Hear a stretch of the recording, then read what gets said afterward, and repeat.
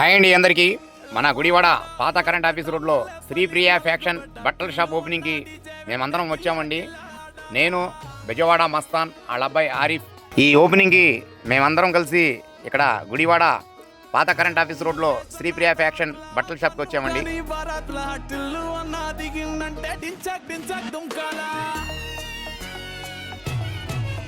DJ